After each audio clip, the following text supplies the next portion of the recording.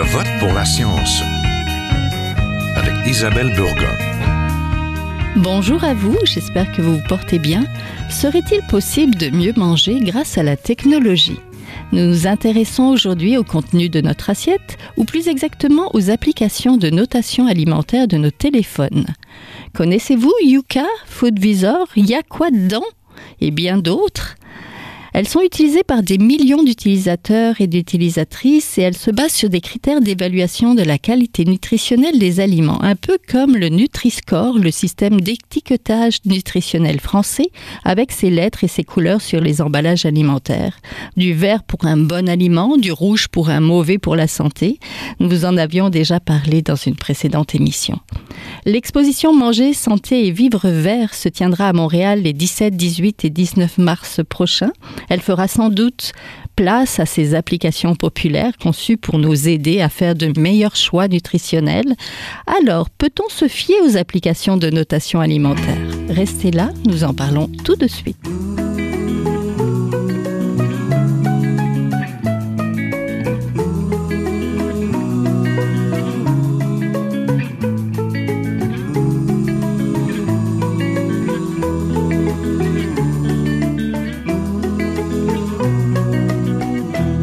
À Je vote pour la science, nous voulions nous pencher sur une innovation technologique que nous avons peut-être dans nos téléphones, les applications de notation alimentaire. Elles sont téléchargées par des millions de personnes qui désirent surveiller et évaluer ce qu'elles mangent.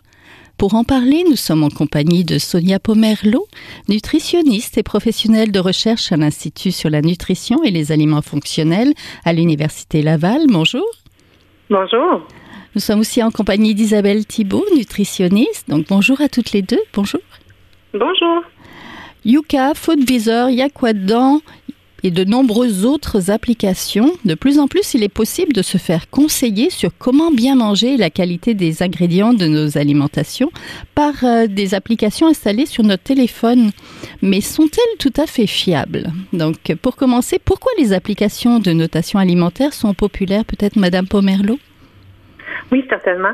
En fait, les consommateurs cherchent des façons d'évaluer leurs aliments, les aliments qu'ils voient à l'épicerie. Donc, il y a beaucoup d'informations qui sont utilisées sur les emballages. On peut se fier sur différentes informations, sur le nom du produit, sur le tableau de la valeur nutritive, sur la liste des ingrédients. Mais on sait que c'est pas toujours simple à comprendre. Donc, on peut croire que les consommateurs peuvent se tourner vers de nouveaux outils pour les aider à prendre les décisions les plus éclairées possibles. Madame Thibault, la popularité de ces outils-là dans notre téléphone? Mais je pense que ça tient au fait que les gens sont à la recherche de solutions rapides.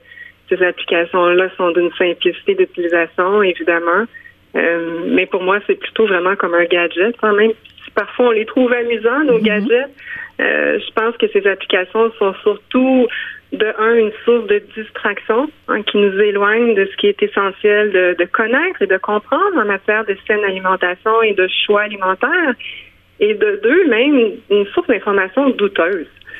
Et pour illustrer mon propos, je suis même allée chercher 3 exemples dans ma cuisine. Donc, quand l'application dit, par exemple, que mon huile de canola n'est pas un choix excellent, mais juste bon, parce qu'elle a comme défaut de contenir trop de calories, c'est comme si on me disait que l'eau que je bois est trop mouillée. Donc, je peux rien faire vraiment avec cette information. Je peux pas enlever les calories de mon huile et si je la remplace par une autre huile, elle va avoir la même quantité de calories puisque toutes les huiles sont composées à 100% de lipides. Le deuxième exemple, l'application dit que mon mélange de riz brun et riz sauvage est excellent. OK, c'est super, mais s'il y a que ça dans mon assiette ce midi, finalement, mon repas n'a rien de vraiment excellent. Donc, il faut aller au-delà des aliments pris un à la fois pour avoir une idée de la qualité, de l'équilibre de notre alimentation. Et le dernier exemple, l'application dit que mon tahini est un choix médiocre parce que trop riche en calories et en gras saturés. Donc, c'est très questionnable. En cas d'information, on sait que les noix, les graines de noix et leur beurre sont des aliments très nutritifs. Et dans mon exemple précis, en plus, c'est un choix très peu transformé parce que composé à 100% de graines de sésame. Donc, les noix, les graines fournissent, oui, des gras insaturés, ceux qui sont plus favorables à la santé, des fibres, des protéines. Il y a plusieurs bonnes raisons nutritionnelles de les inclure à nos habitudes alimentaires. Donc, c'est vrai qu'un aliment peut être riche en gras, un autre peut être faible en gras, mais impossible à son seul contenu de savoir si une personne a une alimentation trop faible ou modérée ou trop élevée en gras. Puis ce même raisonnement-là vaut pour tous les autres micro- et macronutriments. Pour en savoir plus, il faut toujours avoir le réflexe d'aller au-delà, de regarder l'ensemble de nos habitudes alimentaires sur des jours, des semaines et des mois. Oui. Est-ce qu'il y aurait quand même certains bénéfices, Madame Thibault? Certains bénéfices. À les utiliser. Oui, je suis pas certaine. Moi, j'aurais envie, plutôt que de s'embourber avec un gadget de plus, je pense que l'idéal, c'est de se tourner vers l'information qui est un petit peu plus objective, l'information qui est encadrée, qui est réglementée aussi par Santé Canada. Hein. Je parle ici de la liste des ingrédients et du tableau de valeur nutritive. C'est bien davantage nos connaissances en nutrition, en saine alimentation, nos habiletés en cuisine aussi qui nous permettent de faire des meilleurs choix et de manger sainement.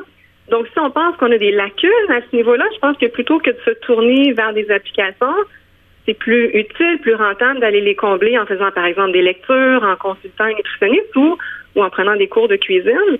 C'est ça qui va nous permettre ensuite d'analyser, de réfléchir par soi-même, de se sentir autonome, de faire nos propres choix en fonction de nos envies, de nos préférences, de la disponibilité des aliments, de notre budget et bien plus encore. Puis ça, c'est tous des critères importants que les applications prennent pas en compte.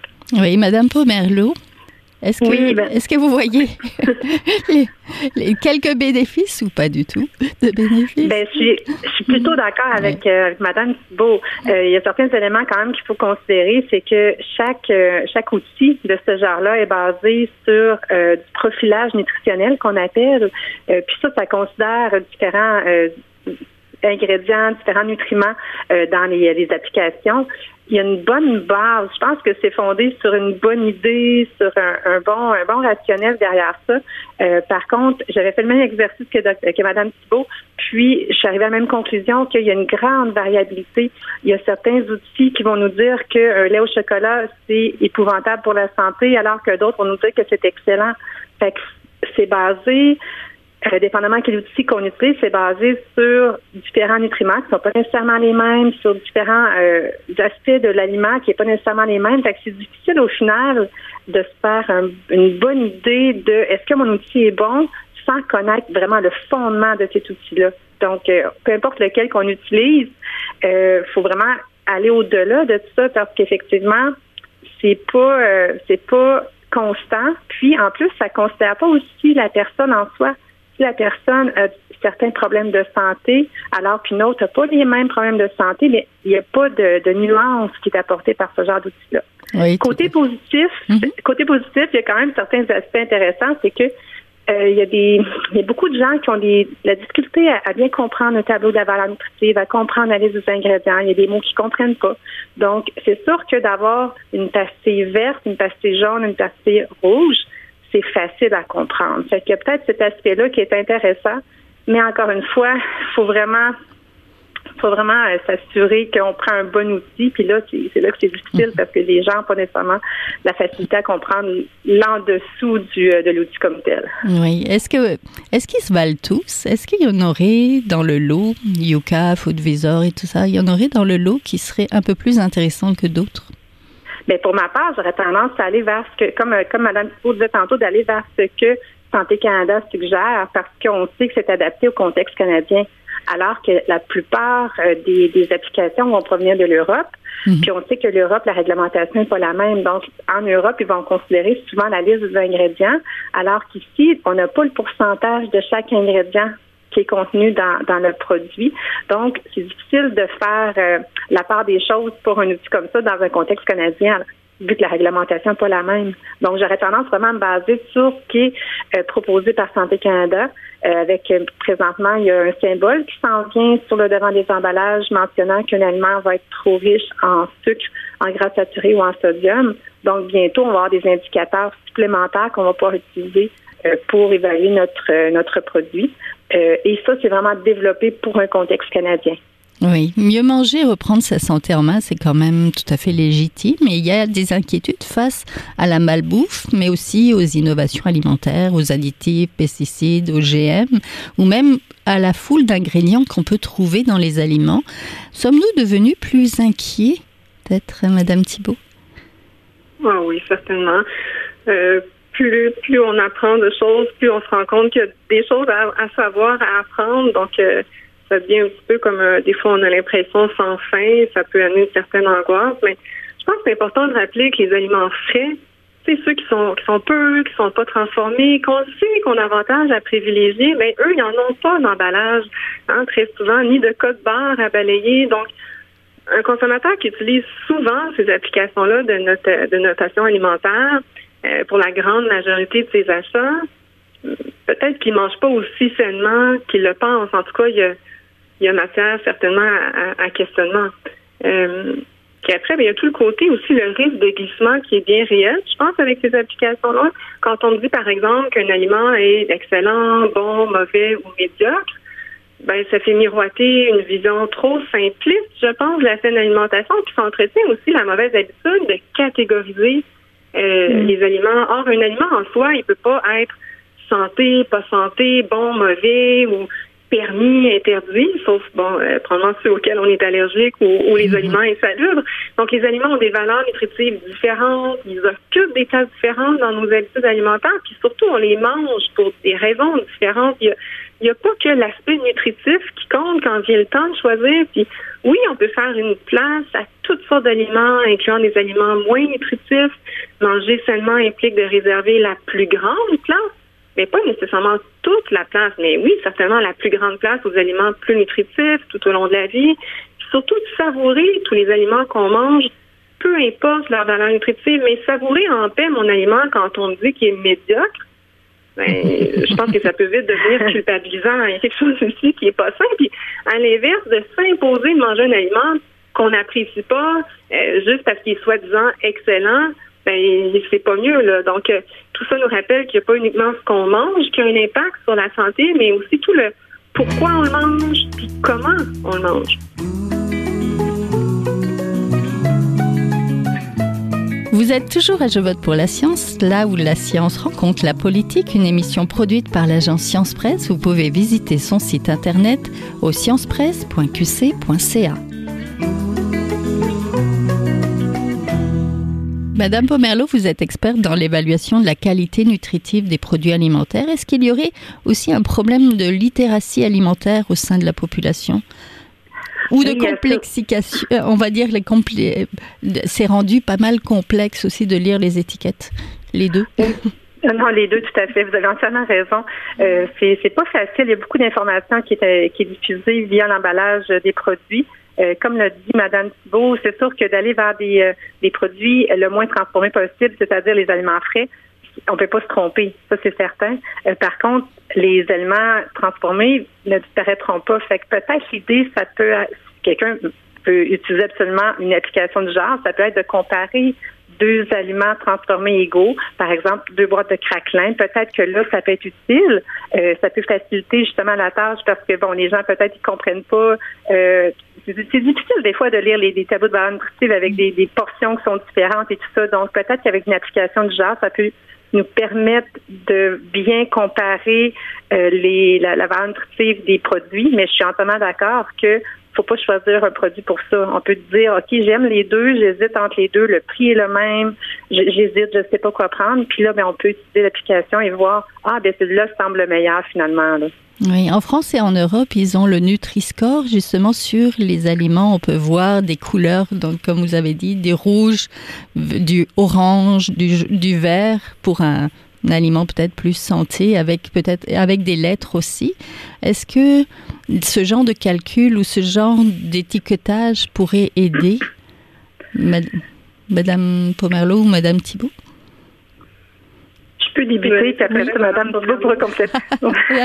Oui, c'est ça, en fait, ça peut aider dans un certain sens parce que c'est facile à comprendre. Par contre, faut quand même garder en tête que comme le disait tantôt Mme Thibault, on choisit un aliment pour différentes raisons. Donc, il y a plusieurs choses qui nous amènent à choisir un aliment, puis il ne faut pas uniquement se baser sur la pastille, parce que, étant basé sur un calcul, peut-être que la pastille est bonne pour certaines personnes, alors que pour d'autres, ce serait un petit peu moins bon. Quelqu'un qui fait l'hypertension, pour la santé, ne prendra pas les mêmes choix alimentaires que quelqu'un qui fait, je vais dire n'importe quoi, mais de l'insuffisance rénale, là, tu sais. Fait que, toujours est-il que selon la personne, selon nos problématiques de santé, ben peut-être que les choix ne seraient pas les mêmes, alors que la pastille ne changera pas d'une personne à l'autre, là. Oui, Madame Thibault. Est-ce que ça serait pas bien d'avoir aussi un Nutri-Score quand même pour nous aider à nous repérer dans tous ces emballages et dans tous ces... Mais moi, je trouve que le danger, c'est de se retrouver avec trop d'outils d'analyse, trop de choses à vérifier, à examiner. Je pense que déjà la liste des ingrédients, ou tu sais, le critère, c'est assez simple. On veut des listes plus courtes, grosso modo, des mots qu'on reconnaît, on sait un peu ce que c'est. On sait que la liste d'ingrédients est en ordre décroissant d'importance. Donc, un ingrédient qu'on voudrait pas trop voir en grande quantité, on voudrait qu'il soit plus loin dans la liste. Et le contraire est aussi vrai, les ingrédients plus intéressants vers le haut de la liste. Le tableau, c'est facile avec les pourcentages. On sait, par exemple, l'outil 5%, 15%, 5% et moins, c'est peu, 15% et plus, c'est beaucoup. Donc, si je recherche une boîte de craquelin, pour revenir avec l'exemple de Mme Pomerleau qui a plus de fibres, ben, je vais voir à côté de la ligne fibre. Je sais que si c'est 5% et moins, ben, cette portion-là de ce produit-là est faible en fibres. Si c'est 15% et plus, je vais pouvoir tout de suite déduire, ça, c'est riche en fibres. Donc, je peux aller moi-même voir selon les nutriments pour lesquels j'ai un intérêt, aller voir ce qui m'intéresse, donc les lignes plus importantes pour moi. Avec le nouveau logo qui va arriver bientôt là, de Santé Canada, qui va nous indiquer si un aliment est riche en sucre, en gras ou en sodium. Je pense qu'avec ces trois informations-là, on en a amplement pour faire notre analyse. Je pense que d'ajouter une autre couche, que ce soit des applications, des codes de couleurs, à un moment donné, je pense qu'on va juste plus mélanger le consommateur qu'autre chose. Oui. Est-ce qu'il y a des pièges? On vient de voir qu'il y a des limites à ces applications-là, mais est-ce qu'il y a des pièges à trop utiliser? Par exemple, un risque d'obsession alimentaire quand on utilise fréquemment ces outils-là? Madame Pomerleau? Assurément, c'est un problème là, de devenir obsédé finalement par nos choix alimentaires. C'est certain qu'il faut s'en servir avec parcimonie. Pour ma part, c'est certain que j'ai pas tendance à recommander l'utilisation de ça. Par contre, lorsque quelqu'un connaît bien son information, on peut lui dire simplement de se baser sur le tableau de la valeur nutritive, mais c'est sûr que le problème d'obsession va quand même continuer d'être là pareil. Là. Je pense que ça va au-delà de ça, là, les applications qui donnent ce genre d'informations-là, comme disait Mme Thibault, c'est sûr que ça peut être vu comme un gadget. Mm-hmm. Ça peut être utile pour certaines personnes pour comparer deux produits entre eux. Ça peut être utile dans différentes façons, mais il ne faut pas uniquement se baser là-dessus. Il ne faut pas passer notre épicerie à être sur notre téléphone cellulaire parce que sinon, on va perdre l'essentiel de qu'est-ce qu'on veut faire là finalement, qui est des choix alimentaires les plus éclairés possibles. Puis on va perdre une certaine finesse, disons, dans nos choix alimentaires. Oui, Madame Thibault, est-ce qu'on devient trop obsédé finalement avec toute cette technologie qu'on nous procure, qu'on nous propose? Ben, je pense, oui, je suis d'accord avec Mme Pomerleau. Pour moi, c'est un risque bien réel de devenir trop obsédé. Ça me fait penser à un sondage léger, très récent, là, qui a été commandé par le groupe Équilibre auprès de plus de 1800 Québécois âgés de 14 ans et plus. Et plus de 40% des répondants ont dit contrôler la quantité d'aliments qu'ils mangent, ressentir une pression pour bien manger et se sentir coupable de ne pas manger mieux. Ces chiffres-là montrent clairement à quel point la relation qu'on a avec la nourriture, elle est fragile, puis qu'elle gagnerait à être plus positive, à être plus saine. Donc, pour ma part, je pense pas que les applications dont on parle aujourd'hui peuvent vraiment aller dans ce sens-là, c'est-à-dire vers plus de bienveillance. Ceci dit, un client qui me dira, moi, je les utilise, j'irai pas jusqu'à lui dire cesser d'utiliser ça tout de suite, mais certainement que je m'informerais, je questionnerais pour voir comment la personne l'utilise, qu'est-ce qu'elle fait avec l'application, est-ce que ça cause du stress ou pas. Donc, j'essaierais de voir quel impact ça a. Puis, si on voit que l'impact au final est plutôt neutre ou positif, que la personne y tient, c'est correct au moins de connaître les pièges. Déjà, ça peut être intéressant. Oui, l'obsession alimentaire est déjà donc présente même avant ces applications-là, avec les étiquettes que les gens surveillent des fois. Est-ce que vous pouvez peut-être faire le point sur l'orthorexie? Qu'est-ce que c'est, Madame Pomerleau, l'orthorexie? Bien, c'est un trouble alimentaire un peu comme l'anorexie, mais à place de s'empêcher de manger, finalement, on veut trop bien manger. On veut vraiment prendre les choix alimentaires les mieux recommandés, les plus sains pour la santé. Donc, c'est quelqu'un qui va avoir vraiment tendance à manger à la perfection, sans aucun dérogement. Donc, de manger parfaitement comme il est recommandé. Fait que c'est un trouble alimentaire qui est reconnu depuis quelques années déjà, là.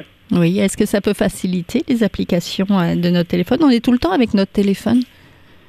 Oui, ben en fait, je pense que l'orthorexie est plus présente depuis les dernières années parce qu'il y a beaucoup d'informations qui circulent concernant la nutrition, que ce soit via le téléphone, que ce soit via l'emballage alimentaire, les médias. Il y a différentes façons d'être submergé finalement par l'information à ce sujet-là. Puis comme disait tantôt Mme Thibault, je pense que faut éviter de surcharger les emballages. Si on ajoute plein de petites pastilles, de petits logos, de petits symboles, ça devient surchargé l'emballage, puis ça devient mêlant aussi pour le consommateur. Ça fait comme une cacophonie alimentaire qui est déjà très, très, très présente, là. Donc, c'est ça, ça peut pas aider, puis même ça peut nuire, ça peut être mélangeant, puis il y a un certain lâcher-prise à ce moment-là qui se fait, puis ça devient encore plus confondant pour les consommateurs. Oui, Madame Thibault, est-ce qu'il y a aussi une part de faute des médias là-dedans? Ah oui, mais c'est qu'on en parle beaucoup, hein. C'est ça, dans les médias, on parle beaucoup d'alimentation. Je pense aussi, souvent, on parle beaucoup du poids, puis ça aussi, ça vient nous amener à des réflexions sur l'alimentation. Tout ça se mélange, tout ça fait comme une belle grande piscine de choses à réfléchir, à analyser, à tenir en compte. On ne sait plus à quel sein se vouer. Donc, ça devient angoissant, submergent. Donc, oui, tout ça, la société, même notre entourage, hein, des fois, c'est la famille, les collègues, on est tous là-dedans à se préoccuper, à essayer de manger le mieux possible. Mais manger pleinement, ce n'est pas manger parfaitement. Hein, ça me fait penser un peu à l'expression en faire trop, c'est trop comme pas assez. Donc, à vouloir trop bien faire, des fois, on bascule dans un autre univers où là, il n'y a plus rien de vraiment sain. Ça peut devenir carrément nuisible à la santé. Donc, c'est de retrouver le juste milieu. Le mot équilibre qu'on utilise tellement souvent quand on parle d'alimentation, c'est l'espèce de juste milieu. On veut en faire assez, mais on veut pas non plus trop en faire. On veut il faut que manger sainement nous permettre d'avoir une vie équilibrée dans toutes les sphères de notre vie. Là, on n'a pas que ça à faire, penser à notre alimentation du matin au soir. On a plein d'autres sphères aussi à s'occuper. Oui, mais il y a les réseaux sociaux qui nous rappellent combien les gens sont beaux et en santé, et peut-être meilleurs en santé que nous-mêmes aussi. Surtout les jeunes peuvent avoir une pression par rapport à ça. Madame Pomerleau? Bien, c'est sûr que certains publics cibles sont plus vulnérables. On parlait des jeunes, surtout les adolescents sont peut-être plus vulnérables à cet aspect-là. Faut faire attention à ça parce que c'est des problèmes qui démarrent très tôt dans la vie. Mais c'est ça va dans les médias, mais ça va aussi, comme disait tantôt Mme Thibault, dans l'entourage. Des fois, involontairement, quelqu'un fait un commentaire sur le poids pour bien faire, mais ça va ancrer profondément dans le cerveau ce genre d'informations-là, puis la jeune, elle va entendre ça, puis elle va se dire, c'est comme ça qu'il faut être, alors que c'est pas le cas. Puis la saine alimentation, ça va au-delà de l'apparence. C'est vraiment pas en lien avec ça. Faut pas du tout faire le lien entre les deux, en fait. Donc, il faut vraiment faire nos choix alimentaires selon nos critères à nous, qui vont varier d'une personne à l'autre. Puis après ça, il faut voir de quelle façon on va y arriver. Finalement, là, il y a différentes informations qui sont utilisées, lesquelles on regarde pas. Est-ce qu'on les regarde tout simplement? Ça peut être une autre question qu'on se pose. Donc, il y a vraiment beaucoup, une grosse analyse qui est à faire lorsqu'on va faire l'épicerie. Puis après ça, on sait aussi que les gens finissent par prendre généralement les mêmes produits. Sauf qu'on sait aussi qu'il y a toujours des nouveaux produits qui sont mis en marché. Fait que là, ça nous intrigue, on va peut-être l'essayer. Il y a vraiment beaucoup de variables à considérer. Oui, en mode solution, peut-être pour terminer, si on veut utiliser ces applications-là, quels sont les conseils et les précautions qu'on devrait avoir en tête? Peut-être Mme Thibault. si on tient à les utiliser, je dirais ne pas trop les utiliser, y aller avec parcimonie, puis prendre l'information que l'application nous donne avec un petit grain de sel, un certain détachement, et de se rappeler que manger sainement, c'est censé faire du bien. Donc, peut-être de terminer avec cette question-là, est-ce que ça me fait du bien? Est-ce que ça m'apporte quelque chose de positif? Est-ce que ça me rassure? Si le résultat final est dans le positif, pourquoi pas? Oui, Madame Pomerleau, est-ce qu'il faut les enlever de notre téléphone? Est-ce qu'il faut laisser notre téléphone à la maison? C'est quoi les conseils que vous donneriez? Ben, pour ma part, j'ai ma liste d'épicerie sur mon téléphone, donc c'est quand même très pratique, je vous dirais. Oui. Mais non, sérieusement, faut pas croire que c'est complètement inutile. Par contre, la parcimonie, c'est effectivement une très bonne façon de voir les choses. Puis, j'aurais tendance à dire que, à titre comparatif, ça peut être intéressant pour comparer un produit avec un autre. Par contre, on a déjà toute l'information sur l'emballage. Ça peut être utile pour les gens qui ont un peu moins de littératie nutritionnelle pour vraiment regarder les pastilles. C'est peut-être plus facile que de regarder les chiffres. Mais au-delà de ça, les choix alimentaires ont beaucoup d'autres variables que l'aspect nutritif ou l'aspect additif, biologique, peu importe. Donc, c'est vraiment de regarder l'ensemble de l'œuvre puis de faire nos choix en conséquence. Oui, choisir peut-être les moins transformés possibles aussi. C'est sûr que si on retourne aux sources, on retourne vers les aliments de base, ça peut pas être une mauvaise solution. Sauf que faut garder en tête aussi que c'est pas tout le monde qui a le temps de cuisiner son yogourt, qui a le temps de cuisiner son pain. Fait que c'est certain qu'ils vont rester sur le marché. Donc, dans ce cas-là, il faut vraiment se tourner vers ceux qui sont le plus simples possible, qui ressemblent à ce qu'on préfère à la maison. Oui, Madame Thibault, un dernier mot. Moins transformer notre alimentation? Oui, moi j'aime bien dire plus d'aliments dans notre panier d'épicerie, moins de produits alimentaire, donc c'est un petit truc que j'aime bien. Mais en même temps, comme Mme Pomerleau disait, on peut pas tout faire soi-même à partir uniquement d'aliments frais. Donc oui, les quelques produits qu'on achète, on essaie de faire les meilleurs choix en comparant l'information d'un produit à l'autre. Puis des fois, on fait un achat pour une raison complètement autre que l'aspect nutritionnel. Puis ça va aussi. L'important, c'est de savourer ce qu'on mange et que ce qu'on mange nous fasse bien. Et d'avoir du plaisir, donc. Merci beaucoup. On était en compagnie d'Isabelle Thibault, nutritionniste, et de Sonia Pomerleau, nutritionniste et professionnelle de recherche à l'Institut sur la nutrition et les aliments fonctionnels de l'Université Laval. Merci à toutes les deux. Merci. Voilà, c'est tout pour cette semaine. À la régie, Daniel Fortin. À la recherche, cette semaine, Fanny Robart-Scher. À la réalisation et au micro, Isabelle Burguin. Je vote pour la science est une production de l'agence Science Presse avec Radio VM. Écoutez nos rediffusions le jeudi et visitez la page de l'émission. Passez tous une bonne semaine. Jin Jiahua est un chercheur typique de ceux pour qui les progrès de la bioinformatique ont préséance sur le sens biologique et pour qui la grosse science constitue